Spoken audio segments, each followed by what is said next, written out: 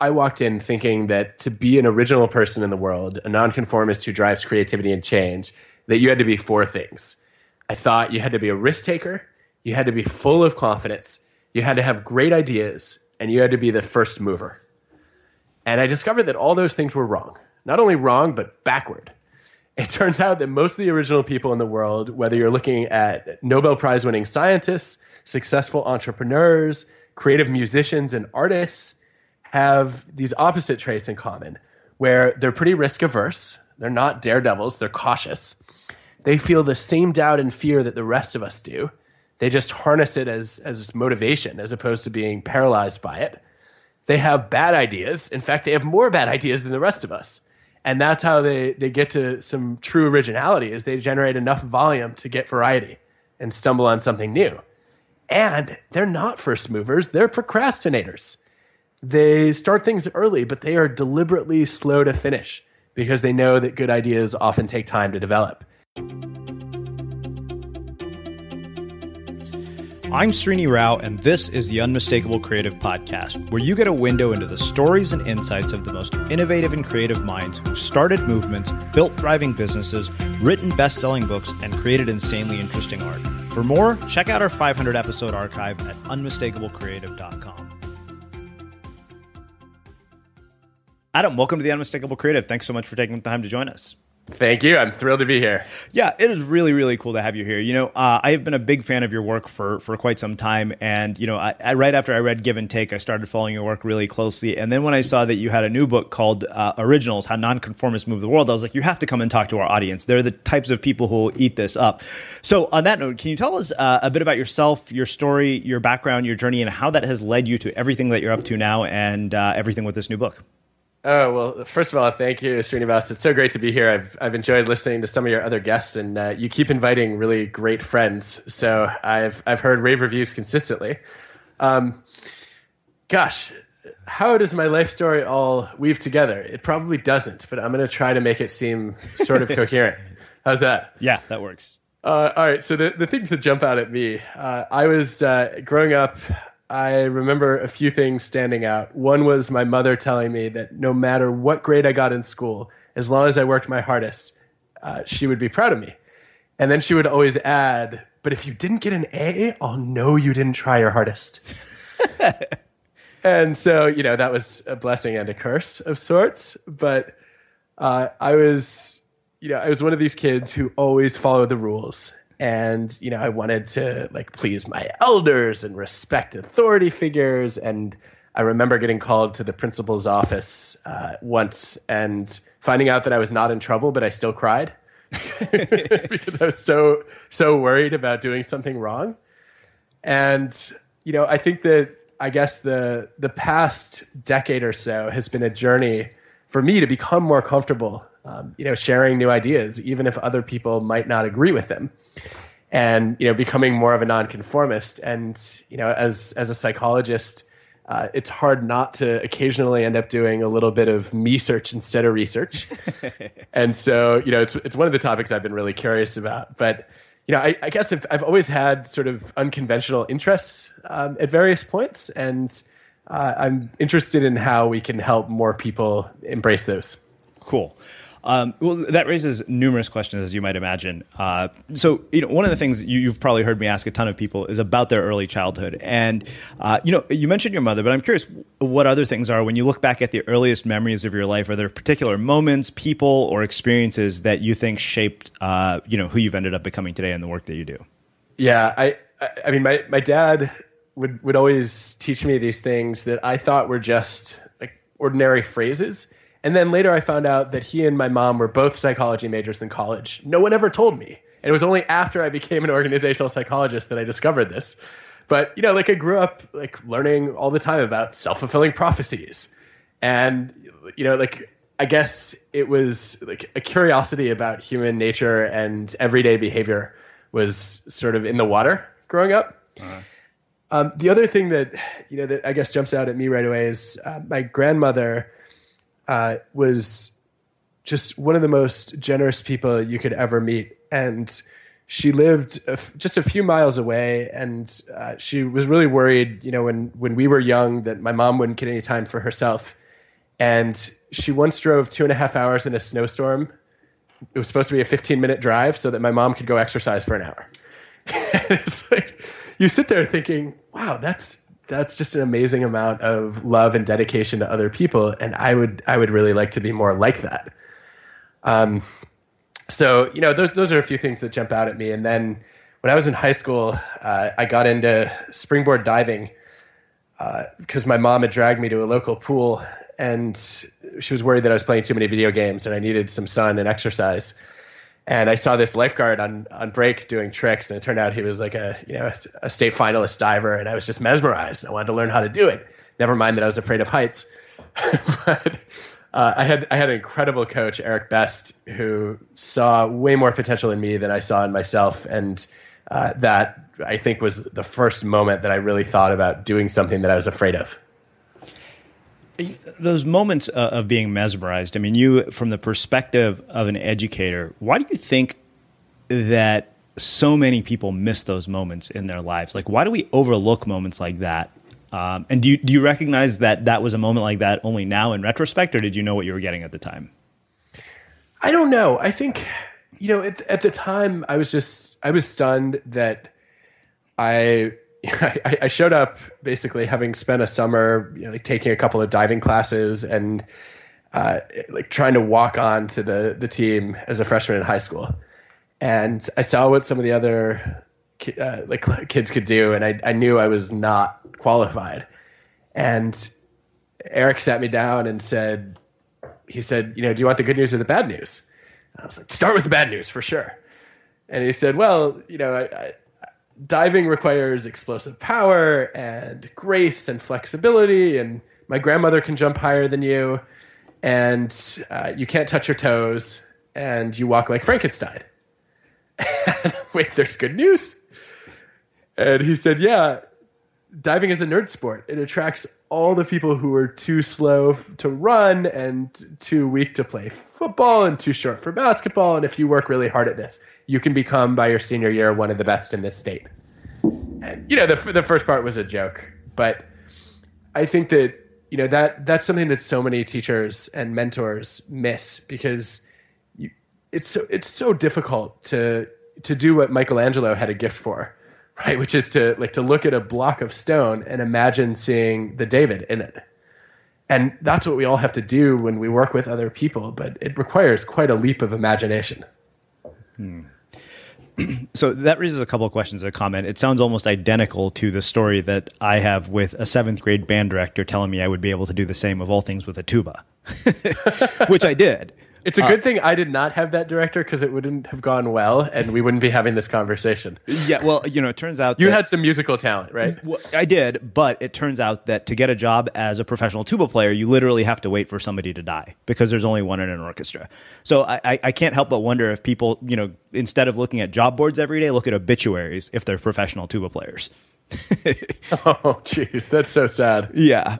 So, one of the things I'm curious about is the diving experience, how that influenced and shaped what you've done later in your life. Like, what lessons from that whole experience have you applied to the work that you do today, and did you apply going forward in your life?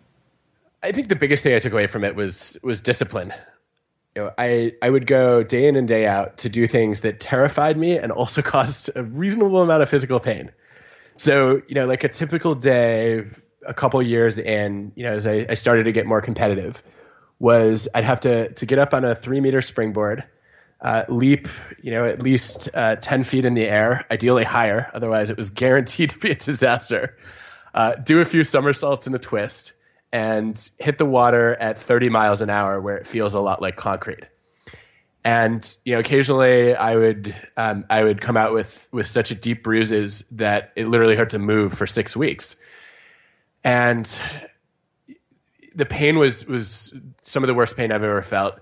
And I would have to do this and then go up and do it again. But worse than that was just the terror of getting lost. The hurling yourself into the air and having no idea where you are and which direction you're facing and where you're spinning. I guess facing those fears and pushing myself through them. I remember getting to college, having done a lot of that, and roommates complaining about, this reading is really boring. I'm like, this hurts so much less than diving, which is supposed to be fun, and I do it as a sport. So I guess that was a useful skill. The other thing I took away from it was Eric would, when I was scared to try a new dive, I would stand on the board for sometimes as long as 45 minutes, which was like, a third of practice. And, obviously no one was happy about that. And I eventually got to the point where he would just say, Adam, are you going to do this dive or not? And I would say yes, because I was committed to getting better. And I had, I guess, high standards and expectations for myself. And he would say, well, if you're going to do it anyway, why don't you just skip the 45 minutes and get it out of your system? And it was it was one of my earlier lessons in the power of psychology, because he was able to take this thing that I had no desire to do and reframe it as something that I could not wait to do. And that, that left me wondering what else we ought to learn about how we can motivate other people and how we can motivate ourselves. Okay, so that raises a question of two different things. Obviously, I read about your work habits in Cal Newport's book, Deep Work. And I'm really curious just about, productivity systems that you put in place to motivate yourself, and this ability to be this disciplined and produce at the level that you do, at the, with the level of output that you do. Is that something you think can be learned, or do you think that is something that is cultivated and developed through experience? Yeah, of course. There's a great body of research on this that Robert Eisenberger spearheaded more than 2 decades ago on what's called learned industriousness, which is literally like the acquired capacity for self-discipline and willpower. We know now that a lot of discipline seems to be like a muscle where you work it initially and then it tears, but then it builds itself up. And I think a lot of learning discipline is starting by experiencing flow and getting so fascinated by something that you fall into this, like I'm in the zone moment where you lose track of time, you don't notice your surroundings, and pretty soon hours have gone by. And for me, I guess learning discipline was a lot of saying, I need to get good enough that I can get into flow in this task. And when something's hard, usually that disrupts flow if it's too hard. And so, if I push at this, if I, continue to persist at this task that's really frustrating, then, I'll develop enough mastery that I can totally get engrossed in it. And that was always something to look forward to and work for. Mm-hmm. I also think that, we know so much now about, building grit and developing growth mindsets. And, something as simple as, as saying to a child, when they give up when math is hard, that feeling of math being hard is your brain growing, right? That kind of reframing is enough to motivate persistence. And what is discipline other than, a bunch of acts of persistence strung together that you feel like you're in charge of? Mm. So from the perspective of an educator, what have you noticed as patterns in your own students when you see them hit moments of flow or moments when they have stumbled upon something that they are completely drawn towards and have the potential for mastery in?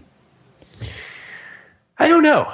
This is something I would like to know more about, right? Because I think it's one of the greatest moments that you have as a teacher, is when, you open a student's eyes to something that, that all of a sudden this reaction is like, wow, I never knew there was something this fascinating out there, and I can't wait to know more about it. I don't know though. You spend a lot of time thinking about this. You have conversations with tons of interesting people. What's your take on it? I think that in a lot of ways, having been through our education system, I often joke that I'm a failed byproduct of the education system. And I went to a good school. I went to Berkeley. And yet I felt that I was in the wrong place. Like if I look back at it now, I'm like, it was a total mismatch of talent and environment. So I think it often depends on having the right people to bring it about, the right circumstances. I mean, so much of what I've done at this point, getting to write books and do all of this is entirely accidental because I couldn't find a job. So that's, so I kind of can't help but wonder if without the circumstances being what they were, I would have just settled for average. Like I would have been like, all right, cool. Like I can go through this easy sort of middle of the road life because the circumstances don't suck. I think often, I talked to Salim Ismail from Singularity University, and what he had talked about is a forcing function, something that actually becomes the catalyst for the kinds of changes and the kinds of success that we're talking about. Yeah, I can see that making a lot of sense. I also think, Reid Hoffman said something really interesting a couple weeks ago. He said that for him, a lot of developing, some degree of focus and discipline to continue at things that you're failing at or other people are rejecting was to have confidence in himself as a learner, which I thought was such an interesting phrase because normally when we think about confidence, it's about knowing that you have a certain skill. And he's talking about confidence in a meta skill. Like I have confidence that I can improve my other skills. And I think I would really love to know more about how to help kids and adults develop confidence in themselves as learners. That strikes me as something important to understand more. Yeah, I mean, as you might imagine, I have tons of questions related to education for you. But one more before we go there. Dan Coyle told me I had to ask you about your time working as a magician, and I figured anybody who goes from magician to Wharton professor, there's got to be an interesting story there. So we have to talk about that. And also the other question that comes with is what did being a magician teach you about the work that you've ended up doing today? Right. So the short version of the story is I babysat for some kids when I was 12 down the street who were pretty hyper. And one week they got into magic tricks and they actually sat still. So I went home and got a magic book and learned some tricks and found that I really enjoyed, both learning the skills and actually delivering the trick and, kind of bringing this element of surprise to the table. And I also discovered that as a pretty shy kid, it helped bring me out of my shell. The magic gave me, something to talk to other people about and a way to connect with other people. And so I started doing more and more of it. By the time I got to college, it was helping me pay for school. And I did literally the nerdiest thing ever in college. I co-founded a magic club. Like, magic is nerdy. Magic club takes that to a whole different level, right?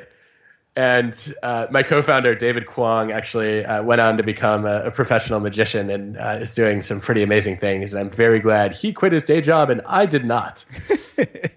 But what I learned from magic really was the importance of the element of surprise. That, I could do the same trick, and depending on how I set it up, the audience could be, kind of amused or totally flabbergasted.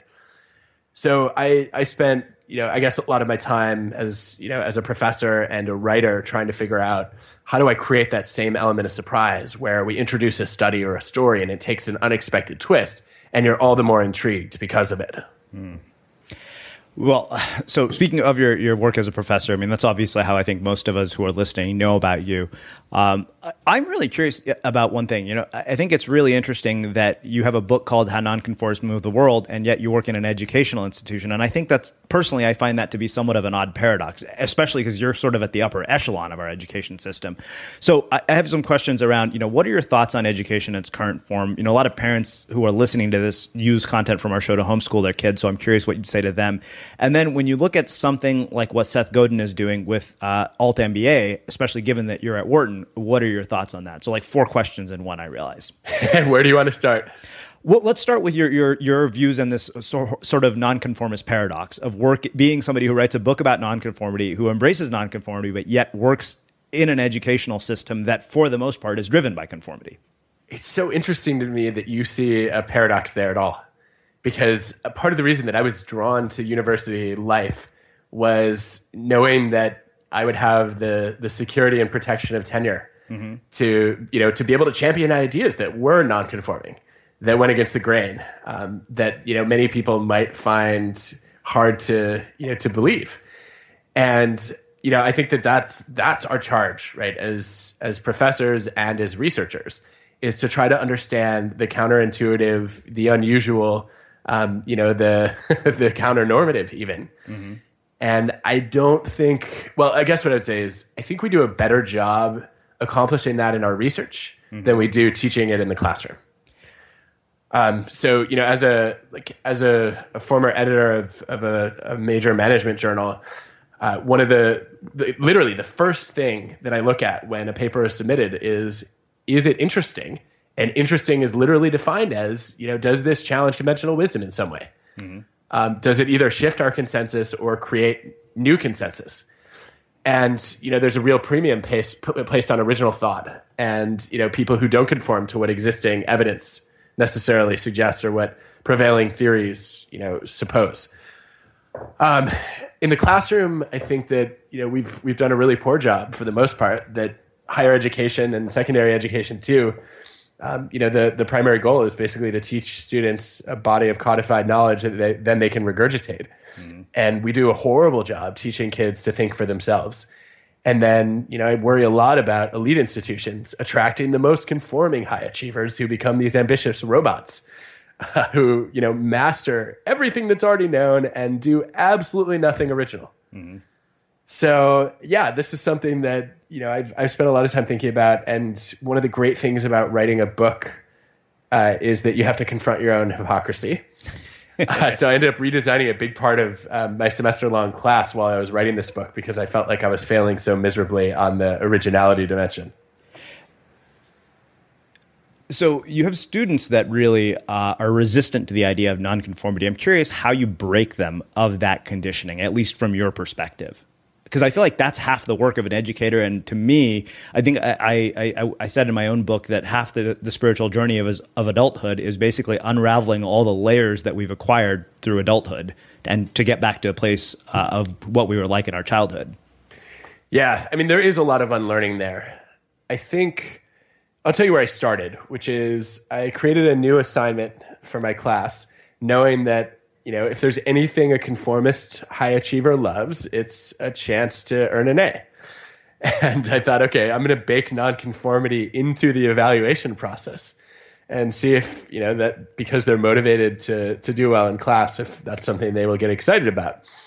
So I did it later in the semester because, look, I teach a class that's basically evidence-based management. And I do want students to know what the best data have to say about the problems they will face as leaders, managers, employees, and parents too. But I felt like once they had internalized some of the core, bodies of research in the class, it was time to let them challenge it a little bit.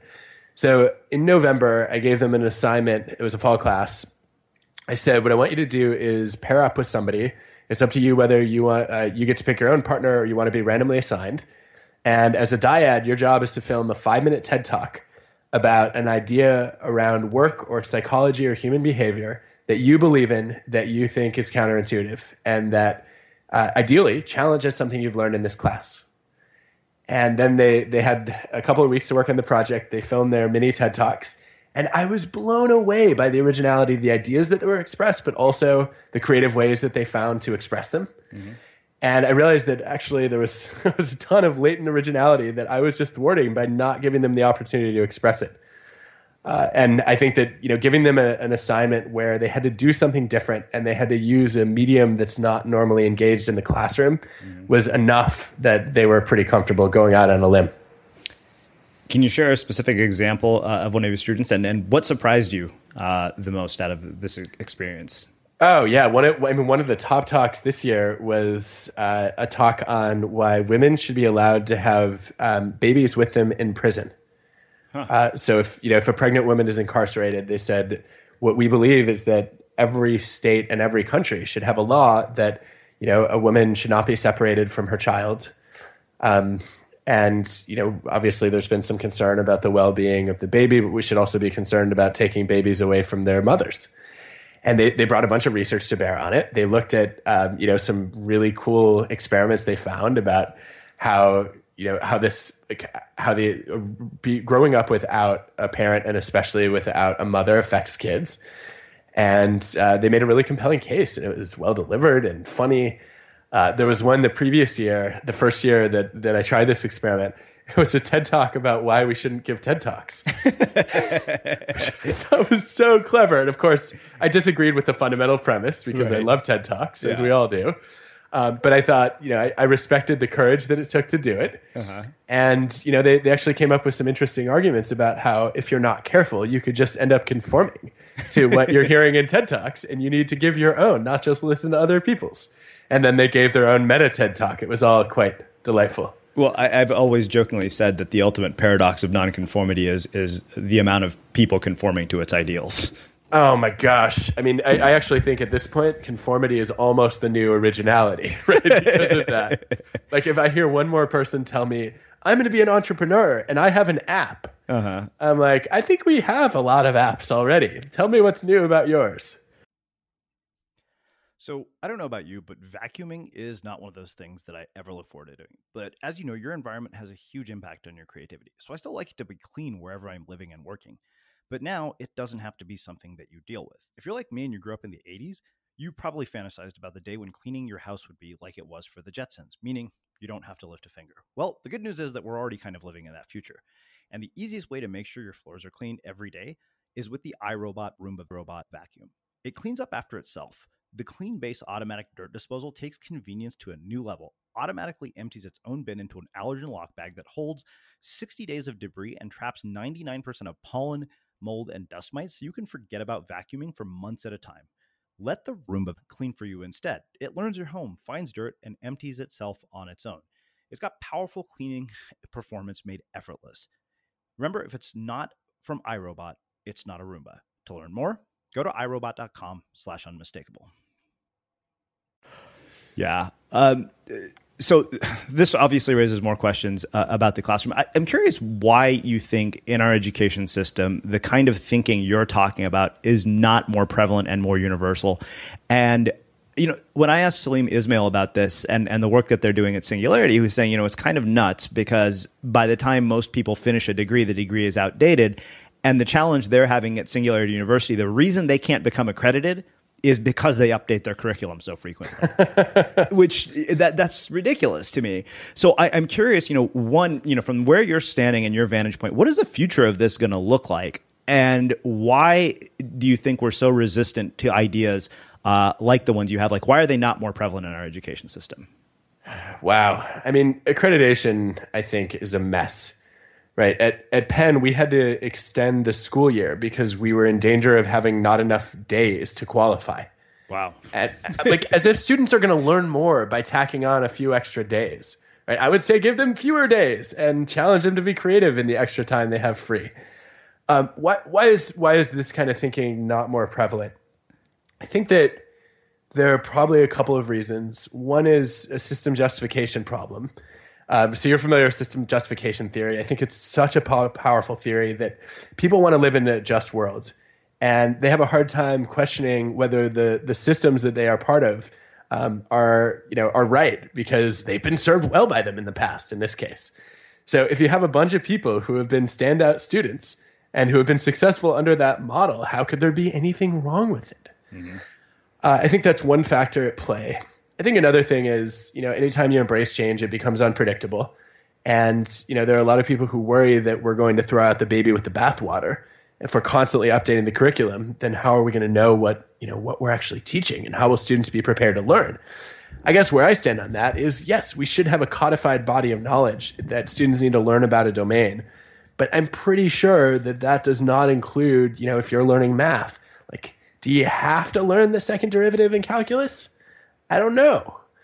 I would like to see, you know, some smaller lists of the basics and then allow accreditation to be determined by, you know, either, you know, the contributions of your students 5 years out mm-hmm. as you begin to see what they add to the world, or, you know, some consensus among, you know, faculty at a few other schools who themselves are nonconformist that you are not doing a complete disservice to your students. Hmm.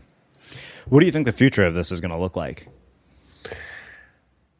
I don't know. I mean, it's hard for me to imagine that, you know, a dramatic amount of change is going to happen in the next 5 to 10 years uh-huh. because there are a lot of schools that, you know, have very little to gain and a lot to lose by making major changes. Right. I will say I'm very excited to see what Rebecca Cantor ends up doing. She's an entrepreneur in residence at GLG right now, and she has some pretty bold ideas for reinventing education. Imagine, for example, if Peter Thiel and Harvard had a baby, mm-hmm. What that institution would look like. I have a feeling that that's the kind of thing that she would want to create, and I imagine it's going to be pretty exciting. But I guess, you know, as you pointed out, it's really hard for a lot of institutions to gain legitimacy when they're doing things that are radically different.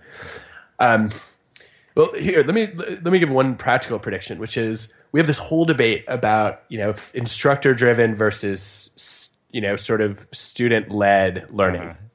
right? So should, like, I as a teacher be delivering information to my students, which is spoon-fed to them, or should they be doing more self-directed learning?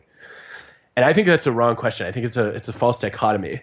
I think the most effective model is peer-to-peer learning, where students have to go and understand an area themselves, and then when they really master it is when they teach it to others. Mm-hmm. We have known for decades that the best way to learn about something is to teach it. And why we don't have more classrooms that are organized in part around peer-to-peer learning is completely beyond me.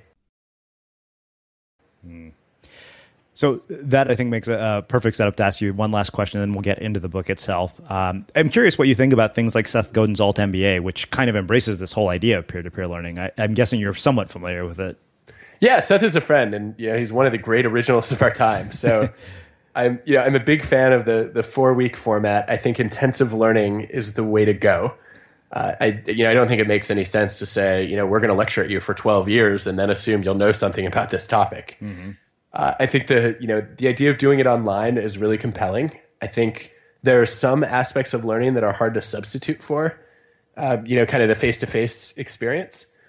But I'm excited to see where it goes. And I think, we at Wharton, we've done more and more sort of intensive module-based learning. In fact, the core leadership and teamwork class that I co-teach for our MBAs is literally a week long, and it's all the students are doing during that week.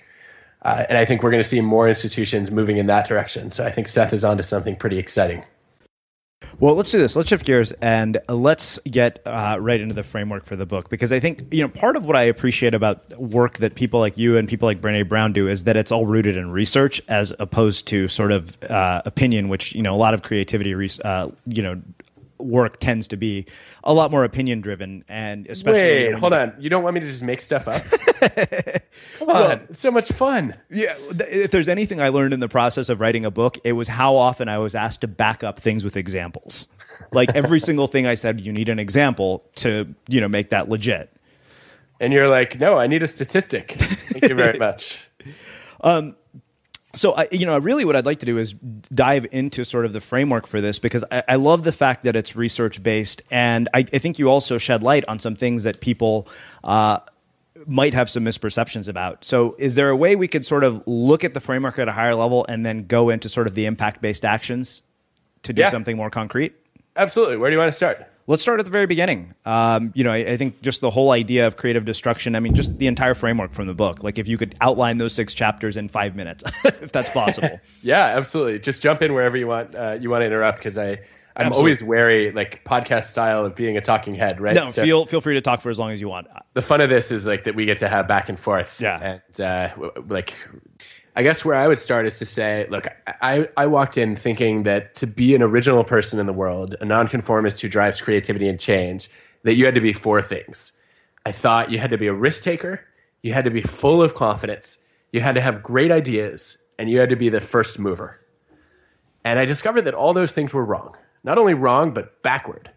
It turns out that most of the original people in the world, whether you're looking at Nobel Prize winning scientists, successful entrepreneurs, creative musicians and artists, have these opposite traits in common, where they're pretty risk averse. They're not daredevils. They're cautious. They feel the same doubt and fear that the rest of us do. They just harness it as motivation as opposed to being paralyzed by it. They have bad ideas. In fact, they have more bad ideas than the rest of us. And that's how they get to some true originality, is they generate enough volume to get variety and stumble on something new. And they're not first movers. They're procrastinators. They start things early, but they are deliberately slow to finish because they know that good ideas often take time to develop. And those discoveries really turned upside down my understanding of what it took to be original. And it made me realize that original people are not as different from the rest of us as I thought. And I was writing off a lot of people as not likely to be creative. And I was also writing myself off. And, so the book is, in many ways, it's about the sequel to creativity. So lots of people have original ideas. And where the big gaps exist is they just don't generate enough variations on them to make them, promising. They don't know how to judge whether an idea is any good. And then, they need insight on how to speak up effectively and get heard and gain allies. And so, I guess that's what the book is about. And then later I took the framework into, some broader questions that you're already familiar with. But that would be my quick summary in a nutshell. Okay, cool. Well, let's get into each one of them. I underlined this line from the book, which said, when we become curious about the dissatisfying defaults in our world, we begin to recognize most of them have social origins. Rules and systems were created by people, and that awareness gives us the courage to contemplate how we can change them. And, it's interesting because you said that we have all these perceptions of people who are original, like risk takers, confidence, first movers. And this is a question I've asked people in some form or another. If you've ever seen an interview with Chris Sacca, he talks about this concept called the inevitability of success. And what he says about every person that he's invested in that has been a big success is that they believe that their success is inevitable. And I'm just really curious, when you look at what you've said about, harnessing the courage to speak up and to be original, do you think everybody has this inside of them? I think everyone has inside of them the potential to do something original. I think, often the hard part is, developing the knowledge and skills and the right kind of confidence to give it a shot. And, I guess, the data that I have don't track perfectly with Chris's experience, in the sense that I think that more often the people who go on to do original things in the world have come to convince themselves of the inevitability of effort. Mm-hmm. That they say, look, I don't know. I feel like, I have the capability to do something important. I don't know whether I'm going to succeed or not, but I cannot live with myself as somebody who didn't try. Mm-hmm. And that's the way they overcome the paralyzing fear that freezes a lot of us, is they say, yeah, I'm afraid of failing, but I'm even more afraid of failing to try, of failing to matter. Right? I could fail by starting a business that goes bankrupt, but I could also fail by never starting a business at all. Mm. And if I'm going to fail, I would rather be in the former camp than the latter. And, I think that leap is one that a lot of people have trouble making. And I think it's why so many of the blue chip entrepreneurs that Chris has worked with have had that inevitability of success, is those are the people who didn't hesitate. But, I was struck. Elon Musk told me that he was convinced that Tesla was not going to succeed. Wow. And he was sure that the first few SpaceX launches would never get off the ground. And so I asked him, how did you find the motivation and the courage to do it anyway? And he said it was too important not to try. There was no inevitability of success there. In fact, in his mind, it was much more near inevitability of failure. Wow. But he just felt like the mission mattered so much. And, he has this tremendous desire to, create a sustainable future for humanity. And, spaceflight is a big part of that. That he said, I can't live with myself if I don't give this a shot. Wow. I think you have finally given me a satisfactory answer to that question. I have asked so many people that question, and I've never been able to get an answer that truly satisfied me. But that may be the most interesting perspective I've heard on it yet. Oh, that's cool. Well, I credit it to Elon and to a lot of the other originals who I interviewed and who I read about. But I ran into Chris at TED, and we did not end up talking about this particular debate.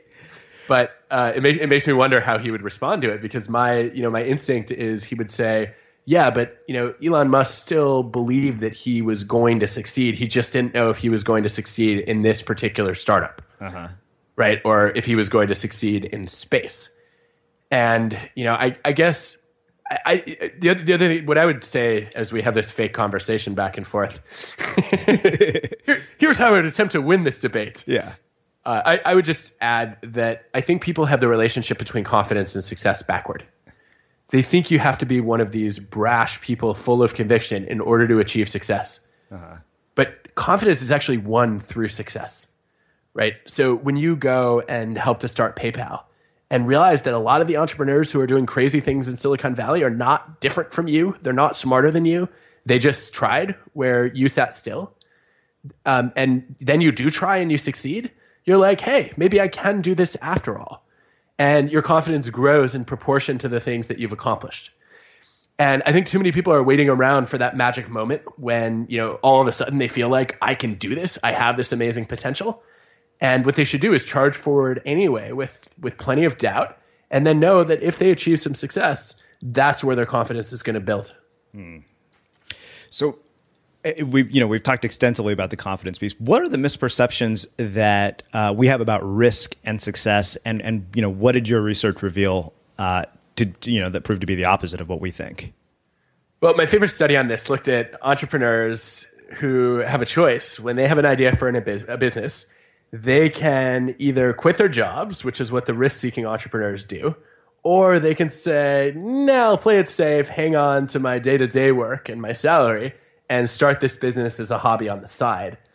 That second group, it turns out, is 33% less likely to fail than the first group if you look at a nationally representative study of thousands of American entrepreneurs. And, I think what happens there is there are lots of entrepreneurs who are swashbuckling pirates, but those are the ones who screw up a lot. And the people who say, I'm going to walk to the edge of the cliff and I'm going to triple check my parachute and then have a safety net at the bottom. Those are the ones who make smarter choices. They also, instead of feeling rushed because they've made a full-time leap, to get a product to market immediately and start bringing in some revenue, they feel like they've bought themselves the time and the freedom to really do it right. So I know that you open the book with this chapter about blind-eyed inventors or blind investors and one-eyed investors, and I had to have you talk about the Warby Parker story because I felt like there was such an important lesson there in terms of recognizing creative ideas. And I'm just curious, what are the lessons you took from that, and what are the lessons we can take from that whole story? Well, I'm grateful to you for reminding me of one of my many failures. So Neil Blumenthal came to me when it was actually my first class at Wharton. And he said, I'm thinking about starting this company to sell glasses online with three friends. And I just thought it was insane that who would ever buy glasses online? You have to go into the store and try them on. Now, I was the wrong person to be evaluating that because I don't wear glasses. So I'm not exactly a credible candidate here. But one of the things that they did really cleverly was they said they changed their pitch over time. And they had so many people tell them, look, if this was a good idea, someone would have already done it, that they had to show them how many domains, were really slow for that to happen. So they went and said, we're going to do for glasses what Zappos did for shoes. And all of a sudden people are like, oh, yeah, I didn't used to order shoes online, but now I do that. And I don't even think twice about it. Maybe the same thing could happen for glasses. And then GQ called them the Netflix for eyewear. And people are like, I used to go to Blockbuster and rent a movie, but I don't do that anymore. And, I really overlooked the power of taking an original idea that was unfamiliar and making it familiar by connecting it to a concept that people already understood. One of the big mistakes that I made was I thought it made them sound derivative. Like all these pitches that you hear today that are, I'm trying to do Uber for X. And I didn't realize that was just a way of taking their original idea and, making it something that other people could understand and wrap their minds around. Where do human beings, people listening to this, tend to go wrong in their own perceptions of things like this? I think a lot of people go wrong in that they think there are a couple of places people go wrong, actually, but the biggest one for me is that they compare existing ideas to prototypes of what would have been successful in the past. So you look at Warby Parker and you compare them to, other people who are trying to sell stuff online, or you compare them to other eyewear companies.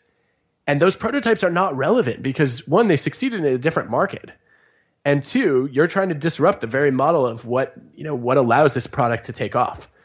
And I think trying to use the past to analyze future success in a turbulent industry is just a generally bad idea. You should analyze the past to see what lessons you can learn from it, but don't assume they're immediately relevant to the environment you're in now. Well, let's talk about the first mover advantage myth and dispel that one, because I think there was so much interesting research that you came up with on that as well, and I'd love to talk a little bit about that, and then we'll start looking at some of those actions for impact that you talk about at the end of the book. Yeah, I mean, this was another Warby Parker thing, right? The day before the company launched, actually the night before the company launched, they still did not have a functioning website. Wow. It's like, you guys, you realize this whole business is just a website, right? That's literally all it is. And I thought they were toast because they had spent 6 months dragging their heels just trying to name the company right and, build the brand in a way that was creative. And meanwhile, you have all these competitors. They missed their first mover advantage. They're screwed. And then you look at all the research and you see that most of the time, first movers have a disadvantage, not an advantage. And you can see this in almost every domain. If you look at 50 different product categories, over 500 companies, if you look at the automotive industry, the list goes on and on. And what's striking is that people think that to be original, you have to be first. You don't. You just have to be different and better. And it's much easier to improve on someone else's idea than it is to create a market from scratch. So you're the first mover. You have to get people used to this whole idea of doing something completely new. And then, somebody else can swoop in and say, hey, you just created a market for me. I can dramatically improve on your technology or make your product far more user-friendly. And, I think it's one of the reasons that, Facebook succeeded where Friendster and MySpace failed. It's one of the ways that, Google was able to enter after, Alta Vista and Ask Jeeves and Yahoo have gotten us used to searching. And that's, I think if people realize, I'm not saying, wait to be the last mover. That's not smart either. But don't rush to go first. That's not what it takes to be a successful entrepreneur, I guess would be the message. Awesome. Well, let's do this. Let's look at the 15 actions for impact that you talk about at the end of the book so people can start thinking about how they might specifically apply this in their own work. And, what I'd like to look at it is through two lenses, ideally. One, if you're not, somebody who's an entrepreneur and just doing creative work, for example, if you're an artist, how this applies.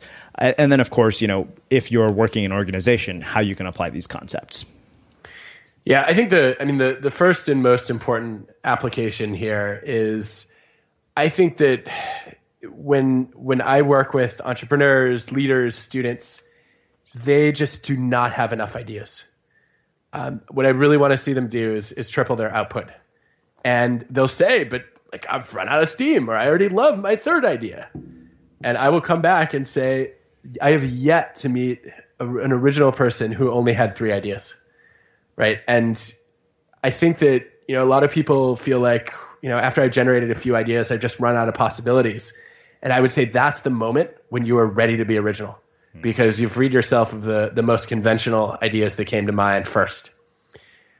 So, literally when you're trying to solve a problem or come up with a creative insight, whatever your normal target would be, I would say triple it and know that it's going to be harder. And you may have to procrastinate for a few days or at least a few hours and work on something that's a little bit mindless to let some unconscious processing happening. But that's where you will often improve your ability to do something truly new. Where do you want to go next? I know there were 15 of them in the book, at the very back of it. So you tell me. Yeah. Anywhere you want to go. Well, the ideas one is interesting to me because, I read 1,000 words every morning, and I was just thinking about 2013, which was the most prolific year I ever had, and I realized I attributed it entirely to output, nothing else, not quality by any stretch of the imagination. In fact, 90% of what I write is unusable. But in that period, I self-published 2 books, produced a conference, we produced more than 100 episodes of a podcast, and that's the tip of the iceberg. Yeah, just as a quick riff on that, Kurt Vonnegut had this great distinction between bashers and swoopers. Mm-hmm. Bashers being the people who write perfect sentences one at a time, and they don't move on until they've nailed each one. And swoopers, which it sounds like you're much more of, I am too. They just churn out a bunch of thoughts, and then they go back and they treat editing and revising as a separate process from generating. Yeah, I would absolutely say that's exactly how my process works. I love it. So I don't know. I don't think anyone should ever be a basher. Uh-huh. And that's a strong statement. But if you look at all the evidence that's come out in the past few decades on what it takes to be original, it consistently says that quantity is the best path to quality. And as a basher, yes, you will churn out maybe a few things that are perfectly done. But I think their odds of being novel are lower, and you just generate a lot less output. As a swooper, you can get a lot more done and be every bit as original. So why not go that route? Other stuff. So, another thing that I think is important from a practical perspective is I work with so many entrepreneurs and creative people who only talk about the positives of their ideas. And I loved this example of Rufus Griscom, who pitched his startup by telling investors, here are the 3 reasons you should not back my company. And ended up being wildly successful with that approach. I think that we were trained to do this in debate class, right? Address counter arguments.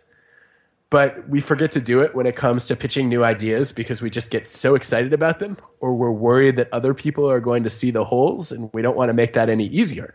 But if you're pitching it to anyone who, is interested and knowledgeable, they're going to see all the flaws that you do. And you can show that you're balanced and honest and self-critical by saying, look, I have this idea. Here's why I think it's promising. I do have, 2 or 3 big concerns about it, and I would love to chat about how you would go about addressing them. And then if you ask for the advice of your audience, you can actually engage them in a joint problem-solving dialogue, which is a much better way to present your ideas than this adversarial, no, all of your objections are wrong approach that a lot of entrepreneurs and creators get stuck in. Hey, it's Srini, and I just want to say thanks for listening. If you're finding our show inspiring or thought-provoking, the biggest thing that you can do to support us is to share the show with someone else who you think would find these conversations valuable. And with most podcast apps, you can just send a link via text. Thanks again for listening to the show. It's interesting. I'm just finished reading Chris Hadfield's book, An Astronaut's Guide to Life on Earth, and it just reminds me of that because in their case, the consequences of this adversarial approach are literally death and billions of dollars. So they have to look at every potential worst case scenario, and I realized it was so weird. It was almost like 15 years later, my game theory class from college suddenly came full circle. I was like, oh my God, that's what we do every time we try a creative project. We're like, okay, what could go wrong here? And that's an important question to ask.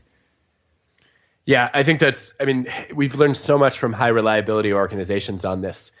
If you look at spaceflight organizations, if you look at nuclear power plants, hospitals, airlines, anybody who has to maintain consistent performance where the costs of errors are devastating, what you see is there's a tremendous preoccupation with failure. And you want an environment where it's unsafe not to speak up about problems and issues and flaws that you see. And I think that it would be really great if more organizations worked that way. So one other question I have around this is in terms of communicating your ideas when they're original and nonconformist ideas to another group of people. Like, how do you enroll people in what you believe? So I think one of the things that you do is you try to get more exposure to your idea. Most of the time, the evidence suggests that it takes 10 to 20 exposures to an idea before people are really comfortable with it. And the more original it is, the more they need to sort of get their minds around it. So the advice is when your boss goes and shoots down your idea, you should just come back 6 minutes later and be like, here it is again. No, of course not. What you do is you say, that idea that you shot down on Tuesday, I've been thinking a lot about your feedback. You gave me some great advice. Today is Friday. Here's a different way of thinking about it. What's your take on this? I think, another thing that you do though, is sometimes you have to hide what you're really after. This is another Elon Musk example, but he's been thinking about Mars for a while. But when he recruited engineers to join him at SpaceX, he didn't mention Mars because people thought it was crazy. What's this guy from payments going to be able to do to get us into space, let alone, colonize another planet, right? So he became what researchers call a tempered radical, which is somebody who has an extreme idea, but, sort of couches it in more moderate language. And he says, look, what I want to do is, get a private commercial vehicle into space, into orbit, and then, eventually let's get it back. And once they prove they can do that, now Mars does not sound so far-fetched. And I think that kind of tempered radicalism is what a lot of originals have to master, because if you have a wildly creative idea, the more transparent you are about what your mission and your ultimate vision is, the more people are just going to think that you're ridiculous. And, if you can have some more moderate milestones along the way and start by explaining those, then as you build up some progress, you can start to unveil what's really in the Trojan horse. So I've a couple of final questions for you. Knowing what we do about all of this, and especially given the perspective that you have on being a psychologist and research and understanding human motivation, why do you think that if we have the capacity inside all of us to do original work and to do these kinds of things, we see such a wide spectrum of achievement when it comes to human performance? Which I realize we could probably do an entire book just on that. There's a book waiting to be written on that. I know you have nothing better to do, Srinivas. You should go do it. This has actually been the question, I think, that has been driving a significant amount of my work for the last 6 years. And I mean, this is so cool. What's so cool about the podcast, right, is you bring in all these people who, are not, there's not a gap between their potential and what they've achieved. Exactly. And some of them even believe that they've overachieved relative to their potential. I think a lot of it comes down to a combination of fear and futility. The fear part we talked about, right? Being worried that you're going to look stupid or foolish or embarrass yourself in some way, and not realizing that in the long run, the regrets you have are the chances not taken. That those are the things you wish you could do over the most. And then futility being, I don't believe that anybody's really going to take this seriously or hear me. Elizabeth Gilbert had a great observation about this. She said, all these people are going around and saying, I'm not creative. She said it's a bad sentence, and it's an irrational thought, because every person is unique in one way or another. And imagine just substituting I'm not creative with I'm not curious. You would laugh at that statement, she said, and I think that's so powerful to say, look, if you realize that we're all curious, and even if you feel like you're not curious, you could wake up tomorrow morning and ask some questions that you've never asked before, or wonder about something that's always intrigued you but you've never pursued. And once you realize that curiosity is the starting point to being creative and doing something original, then you realize that we could all do a little bit more of that. Well, this has been awesome, as I expected it would be. So I have one last question for you, which is how we finish all our interviews with the unmistakable creative. What do you think it is that makes somebody or something unmistakable? Unmistakable is such a hard thing to define. The irony is, like, when you talk about being unmistakably creative, when we define creativity, we talk about it, as being novel and appropriate if it's art, or novel and useful if it's, something in the world of business or technology. And how do you know whether something is novel or useful? The world's leading expert on this topic, Teresa Amabile, says you ask a bunch of people in that domain. And then if there's consensus among them that it's novel and useful, then, if it's deemed creative, it is creative. And the more people deem it creative and the more confident they are that it's creative, the more unmistakably creative it is. And the irony of that is the more original you are, the harder it is for experts to agree, right, and achieve that consensus. So I think there's a paradox. I think that, unmistakable on its face is consensus. But the more radically original something is, usually the slower, we are to get to consensus. So I have no idea how to define it. And I think that's part of the beauty of your podcast is, we all have our own ideas about what makes something unmistakable and unmistakably creative. And the less they overlap with other people's, maybe the better. Wow. Well, this has been phenomenal, as I expected it would be. And I really appreciate you taking the time to join us and share your insights and your story, especially as somebody who's been a big fan of your work and all of your books. This has just been phenomenal. I'm honored that it struck a chord. I'm a big fan of the podcast and your writing as well. And it's really cool to see a whole community of people come around or come together around this topic that I think is so important and probably not discussed or analyzed enough. Well, I think that makes a beautiful way to wrap up our conversation. And for everybody listening, we will wrap the show with that.